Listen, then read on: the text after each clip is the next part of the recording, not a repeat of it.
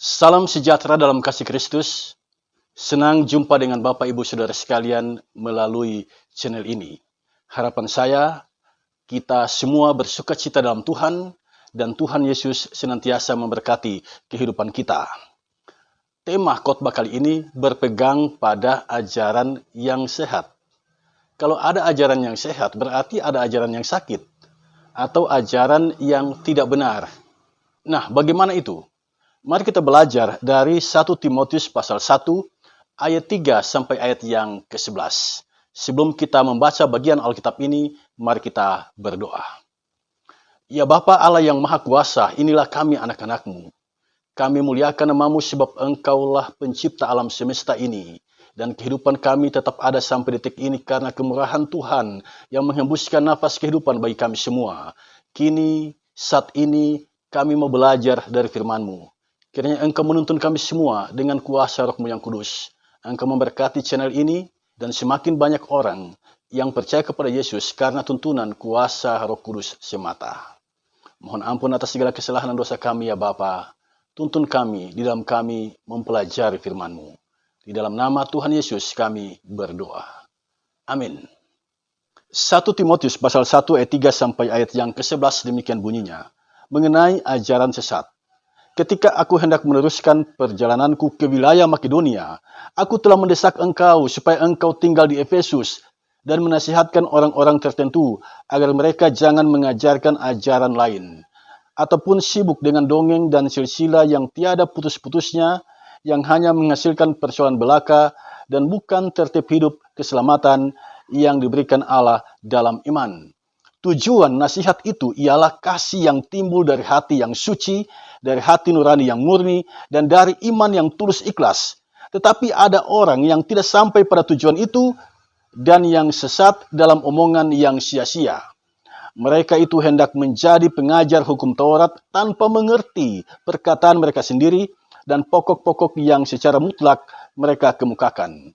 Kita tahu bahwa hukum Taurat itu baik kalau tepat digunakan, yakni dengan keinsafan bahwa hukum Taurat itu bukanlah bagi orang yang benar, melainkan bagi orang durhaka dan orang lalim, bagi orang fasik dan orang berdosa, bagi orang duniawi dan yang tak beragama, bagi pembunuh bapa dan pembunuh ibu, bagi pembunuh pada umumnya, bagi orang cabul dan pemburit, bagi penculik, bagi pendusta, bagi orang makan sumpah dan seterusnya, segala sesuatu yang bertentangan dengan ajaran sehat yang berdasarkan Injil dari Allah yang mulia dan maha bahagia seperti yang telah dipercayakan kepadaku. Saudara sekalian, inilah bagian Alkitab 1 Timotius pasal 1 ayat 3 sampai ayat yang ke-11. Nah, kata ajaran yang sehat kita temukan di sini dalam ayat yang ke-10. Nah, apa sesungguhnya maksud Paulus dengan ajaran yang sehat ini? Mari kita ulas bagian Alkitab saat ini. Saudara, nama kitab ini adalah Timotius. Mengapa sampai dinamakan Timotius? Karena ini adalah kitab yang ditulis oleh Paulus tahun 65 Masehi kepada seorang pemimpin jemaat di kota Efesus. Nama pemimpin jemaat itu adalah Timotius. Jadi melalui surat ini, Paulus memotivasi Timotius agar menjalankan tugas kepemimpinannya di jemaat dengan baik. Agar dia tahu bagaimana menyikapi pengajar-pengajar sesat yang sangat mengganggu pertumbuhan iman jemaat saat itu. Jadi kitab 1 Timotius ini berisi nasihat-nasihat dari Rasul Paulus agar Timotius bersemangat dalam menjalankan tugasnya. Agar Timotius menuntun jemaat hidup dalam iman yang benar. Sebab dari iman yang benar itulah akan bertumbuh kasih yang benar. Nah, siapakah sebenarnya Timotius ini? Kalau kita membaca kitab 1 Timotius ini, maka kita akan tahu bahwa Timotius ini adalah seorang anak blasteran. Karena ayahnya berkebangsaan Yunani dan ibunya Eunike berkebangsaan Yahudi. Dan dia punya nenek namanya Lois. Nenek ini adalah orang yang punya peran besar dalam hal menggembleng iman dari Timotius. Nah, Timotius tumbuh dalam iman ditanamkan oleh neneknya Lois dan ibunya Eunike. Lalu dia berjumpa dengan Paulus dan dia menjadi teman mitra dari Paulus, menjadi teman seperjalanan dari Paulus. Itulah Timotius. Nah, kemudian oleh Paulus dia didesak. Dalam bacaan kita saat ini, perhatikan ayat 3. Paulus mendesak dia agar tinggal di Efesus. Jadi jelas bagi kita, Timotius adalah pemimpin jemaat di Efesus. Dia adalah gembala di sana. Dia dipercayakan oleh Paulus untuk menggembalakan jemaat yang ada di kota Efesus. Saudara, Timotius masih muda, tetapi mendapatkan kepercayaan yang luar biasa dari Paulus. Apakah Anda adalah seorang yang masih muda? Orang yang belum berpengalaman? Orang yang belum banyak belajar? Jika Anda menekuni kebenaran firman Tuhan, bertekun di dalamnya, dan mempelajari dasar-dasar iman Kristen, maka kepercayaan itu akan datang dengan sendirinya. Karena itu bertekunlah dalam hal membaca Alkitab, mempelajari isi kitab suci, mempelajari sejarah gereja, mempelajari kehidupan orang-orang jauh sebelum kita yang hidup, berjuang, mempertahankan berita Injil ini menyebar ke seluruh dunia.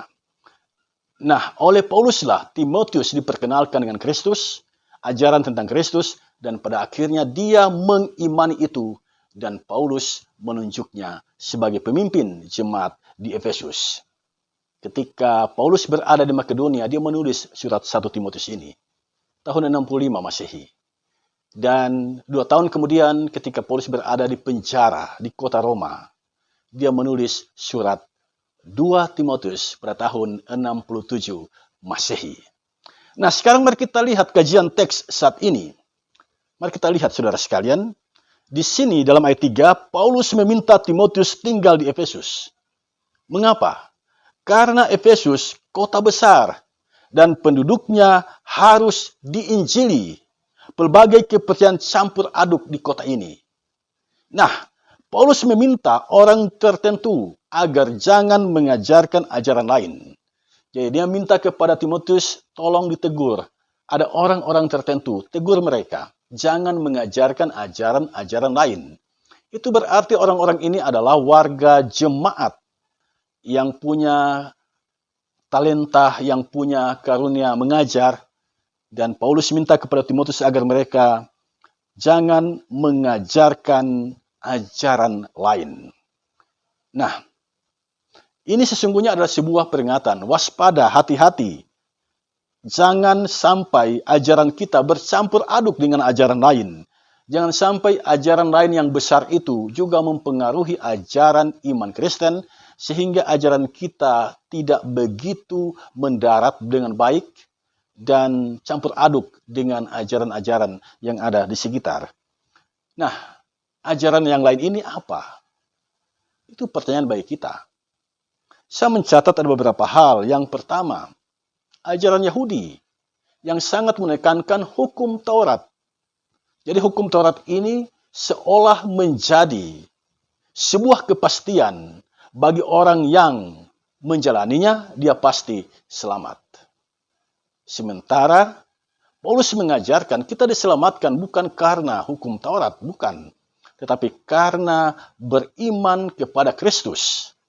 Iman kepada Kristus inilah yang kemudian membuat kita termotivasi untuk menjalani kehidupan yang benar, mentaati semua yang ada di dalam hukum Taurat.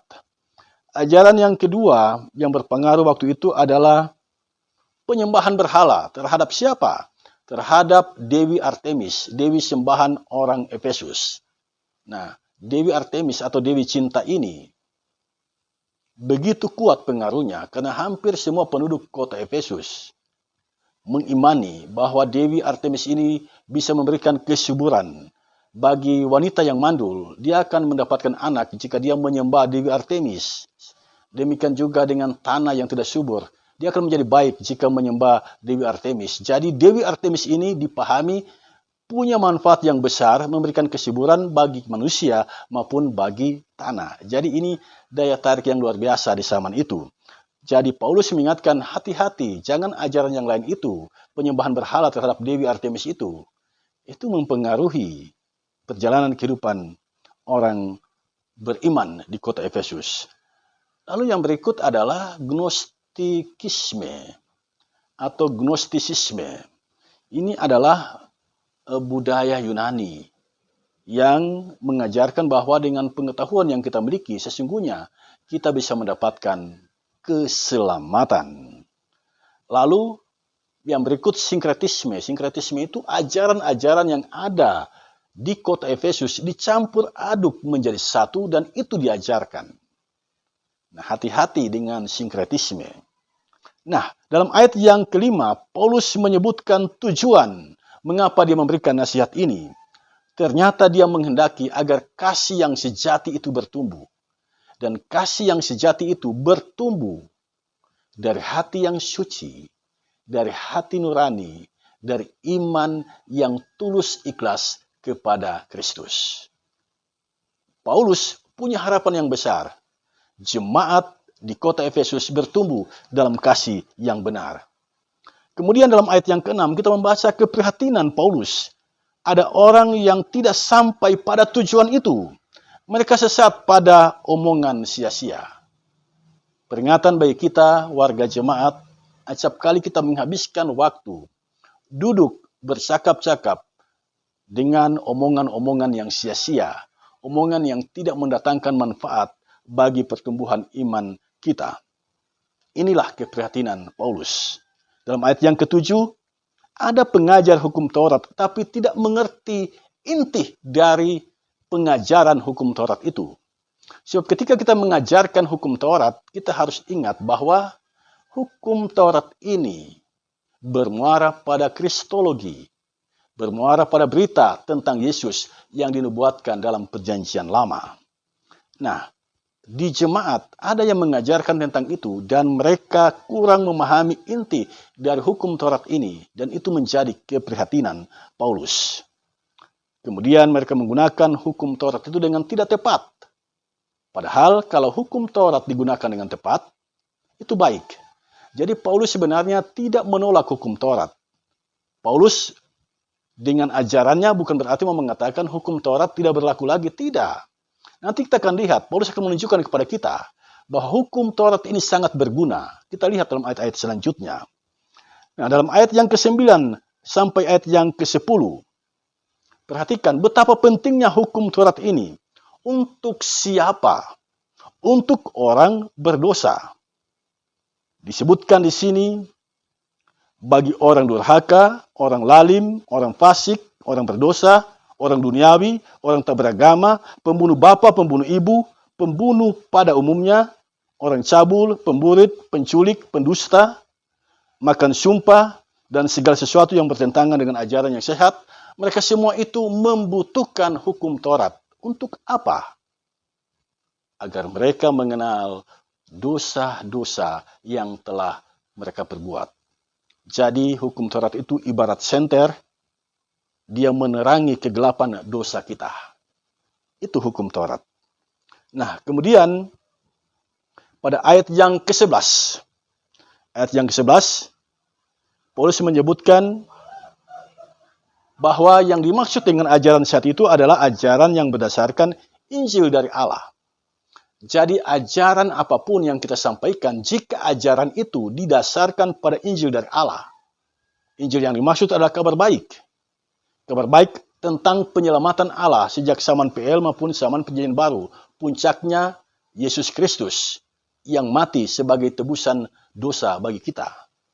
Nah, jika ajaran kita didasarkan pada berita ini, berita tentang keselamatan dari Allah yang berpuncak pada kehidupan, kematian, dan kebangkitan Yesus, maka ajaran kita itu sesungguhnya adalah ajaran yang sehat. Nah, saudara sekalian, dengan ulasan kebenaran firman Tuhan ini, apa pelajaran bagi kita? Saya mencatat beberapa hal. Yang pertama, Efesus. Ini penting untuk kita ingat. Efesus, kota yang besar. Dan di kota Efesus inilah Paulus mendirikan jemaat. Dan kemudian pertumbuhan dan perkembangan iman dari jemaat ini dituntun, digembalakan oleh seorang laki-laki yang bernama Timotius. Saudara sekalian, Lalu apa yang terjadi dengan kota Efesus saat ini, dewasa ini, sekarang ini? Betul di sana ada gereja, tetapi di sana tidak ada lagi orang Kristen. Di sana yang ada adalah gereja, tetapi gereja menjadi pajangan saja, menjadi lokasi wisata, menjadi cerita bahwa dulu pernah ada seorang rasul yang bernama Paulus dan pemimpin jemaat yang bernama Timotius. Tetapi persekutuan dalam Kristus di kota Efesus tidak ada lagi. Ini sebuah keprihatinan bagi kita. Kota yang dulunya besar dan di situ Paulus mendirikan jemaat. Tapi jemaat itu tidak terpelihara dengan baik dan pada akhirnya jemaat itu lenyap. Warga Gemim yang saya hormati, yang saya kasihi. Gemim adalah gereja yang besar. Siantero Tanah Minahasa berdiri Gemim dan beberapa pelosok daerah yang lain berdiri juga Gemim. Mari belajar dari sejarah. Kita rawat, kita pelihara gereja Masehi Injili Minahasa ini, agar dia bertumbuh sebagai gereja yang misioner, gereja yang bersaksi kepada dunia, dan dia tetap eksis sampai kapanpun. Jangan sampai Gemim menjadi seperti jemaat di Efesus. Awalnya bertumbuh dengan baik, berkembang dengan baik, digembalakan dengan baik, tapi kemudian lenyap karena tidak terpelihara. Jika ada persoalan, ada pergumulan di tubuh Gemim, mari selesaikan secara internal. Jangan ini diekspos di mana-mana, kemudian melahirkan stigma negatif bagi Gemim itu sendiri. Yang kedua, Paulus. Paulus itu piawai dalam hal melihat masalah, dalam hal mengambil keputusan. Dia melihat ada masalah di gereja Efesus. Dan dia mengambil keputusan Timotius ditempatkan di sana. Kemudian dia menulis surat 1 Timotius. Nah, jadilah pelayan seperti Paulus yang peka melihat ada masalah di jemaat. Yang tidak menutup mata ketika ada masalah di jemaat. Tetapi berkontribusi, memberikan solusi atas permasalahan di jemaat. Jangan jadikan diri Anda menjadi bagian dari masalah, bagian dari perseteruan, bagian dari konflik. Tapi jadikanlah diri Anda sebagai bagian dari solusi di jemaat yang Anda layani. Itulah Paulus, dan spirit ini harus ada pada kita. Yang ketiga, Paulus memberikan nasihat, milikilah kasih yang sejati. Perhatikan ayat 5. Yang berakar dari hati yang suci, dari nurani, dan iman yang tulus ikhlas. Janganlah kasih itu berakar pada materialisme. Jika kasih berakar pada materialisme, maka kita mengharapkan pamrih. Jika aku memberikan ini, saya berharap dia juga memberikan sesuatu kepadaku. Itu kasih yang berakar pada materialisme. Memberi tapi mengharapkan kembali. Jangan juga kasih itu berakar pada hedonisme. Mengasihi kalau kedua-duanya senang. Mengasihi kalau kedua-duanya nikmat. Kasih yang semacam ini bukanlah kasih yang sejati. Kasih yang sejati berakar pada hati yang suci. Berakar pada nurani. Berakar pada iman yang tulus ikhlas. Yang keempat, ajaran sehat. Ajaran yang berakar pada Injil dan dibangun di atas Injil. Ini penting saudara sekalian, sebab dewasa ini ada banyak ajaran yang tidak sehat, yang tidak berakar pada Injil, yang tidak bertumbuh di atas Injil. Tetapi berakar, bertumbuh pada kepentingan manusia. Karena itu kita membaca ada banyak motivasi-motivasi.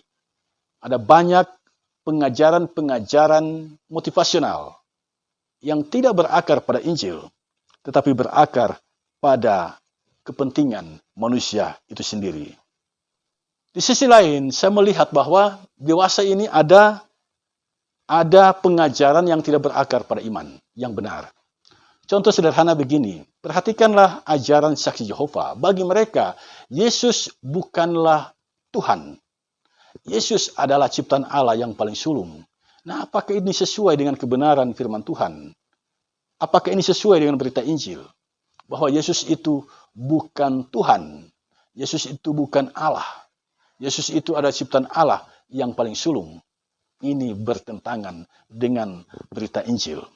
Karena Yesus sendiri yang mengatakan bahwa dia adalah guru dan Tuhan. Kemudian ada ajaran New Age. Ajaran New Age ini mengajarkan kepada kita bahwa manusia berpotensi untuk menjadi Allah. Jadi manusia dapat mengoptimalkan dirinya menjadi pribadi yang superpower, menjadi pribadi yang sama dengan Allah.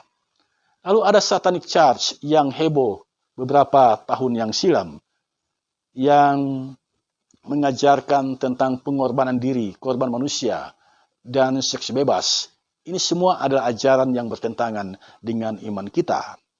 Lalu ada materialisme.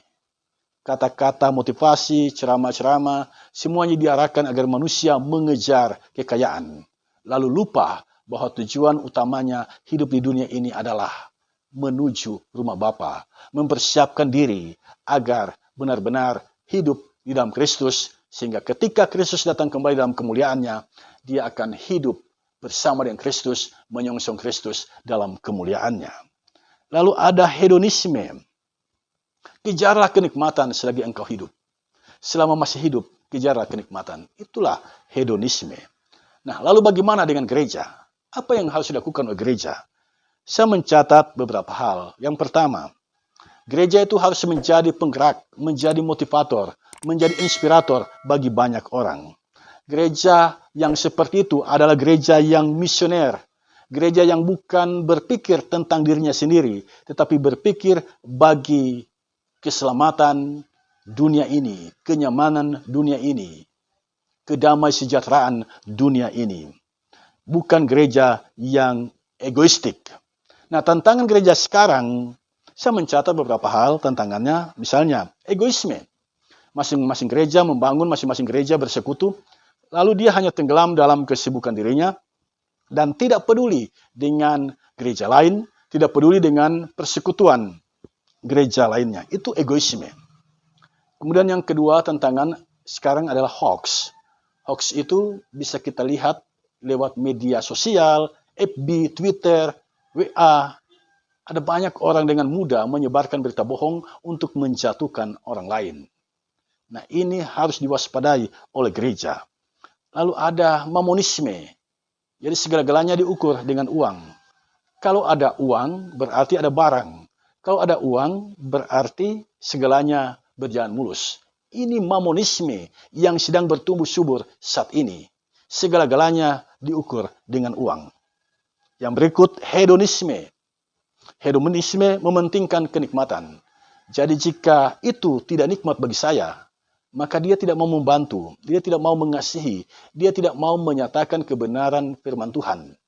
Dia harus nikmat dulu, mendapatkan jaminan kenikmatan itu, baru dia mau melakukan kebenaran Injil misalnya. Yang berikut adalah konsumerisme.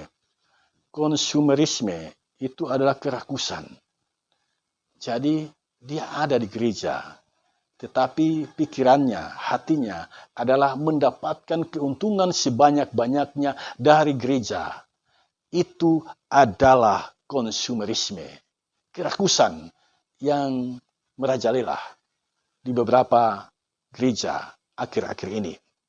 Nah, yang kedua yang harus dilakukan oleh gereja adalah berfokus, berpegang pada ajaran yang sehat. Ajaran yang sehat adalah ajaran yang berpijak pada Injil Yesus Kristus. Nah, kalau ini yang harus dilakukan oleh gereja, maka gereja harus belajar. Yang saya maksudkan gereja adalah persekutuan orang-orang yang percaya kepada Yesus. Harus meluangkan waktu untuk belajar. Belajar Alkitab. Belajar sejarah gereja. Berupaya menyikapi setiap tantangan yang sedang dihadapi oleh gereja saat ini. Kita harus belajar kalau kita mau berpegang pada ajaran yang sehat. Bagaimana kita bisa tahu itu ajaran yang sehat kalau kita tidak belajar? Dan bagaimana kita bisa menangkal ajaran lain yang tidak sehat kalau kita tidak tahu ajaran yang sehat dan kita tidak tahu bagaimana membentengi diri kita?